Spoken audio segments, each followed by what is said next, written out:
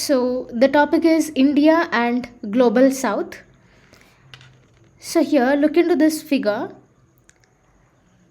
As per the bandit line, in the year 1980, the world was divided into two based upon the economic criteria.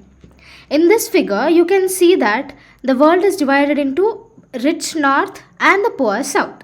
So, generally, the rich north countries like US, Canada, Europe, Russia, and few south countries like Australia and New Zealand are considered as global north. On the other side, the countries which were under colonization, the countries with a low income, large population but with rich culture and abundant natural resources are called the global south countries. So these are the countries of mostly Asia, Africa and South America. So I hope you got the basic idea about the global north and global south countries. So, global south countries face many challenges, like even India is included in the global south. So, let's look into the problems faced by India.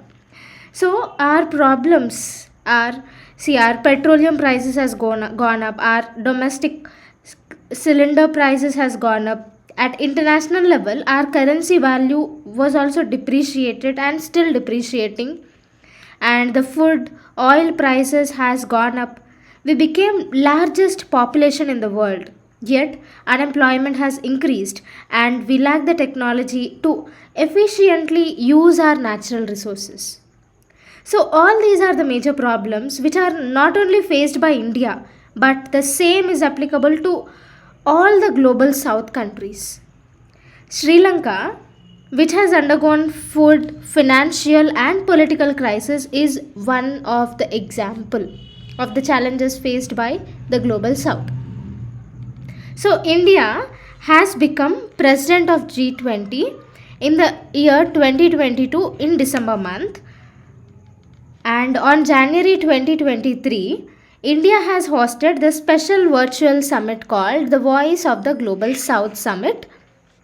So, over 125 countries have participated in this summit, and our Prime Minister called for the global agenda of response, recognize, respect, and reform. Keeping the challenges faced by the global south, he has called upon this slogan, that is the global agenda of respond, recognize, respect, and reform, to re energize the world. So, our India has become the voice for the global south and is still trying to take forward to the G20 countries. Also, because um, at present, India is the president of G20 countries. So, our India is trying to take forward the challenges faced by the global south to the G20 countries to get a solution. So, G20 countries over here are those countries where developed and greater economic countries share the same stage.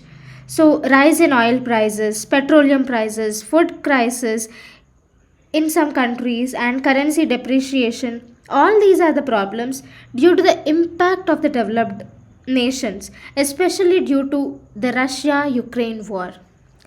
So, to so under this India's presidency in G20, India want to address the problems faced by the global south and also share the ideas and aspirations of the countries which are not represented in G20. So India has also launched some initiatives. Look at this box over here. So India has also launched some initiatives in this global south, like Arogya Maitri, Wellness Friendship.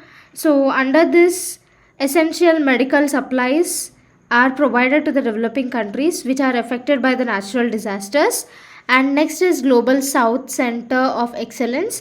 So under this, research is conducted on how a country can become developed and also will implement the best practices from the research in other developing countries. Next is Global South Scheme and Technology, Global South Science and Technology Initiative, where India will share its technology with the Global South countries. Next is Global South Young Diplomats Forum. So, under this, young foreign officers of foreign ministries will get connected with each other. Next is Global South Scholarship. So, under this initiative, scholarships will be provided to the students who come to India to study from developing countries. So, and other important groups where global south countries are connected is, first is non-aligned movement. So the third world countries of Africa, Asia and Latin America, which aims for the development of the global south countries, is one organization, and the other is group of 77 or G77. It is established in the year 1964. It focuses on the economic development of the global south countries. So both these groups focus on the development of the global south countries.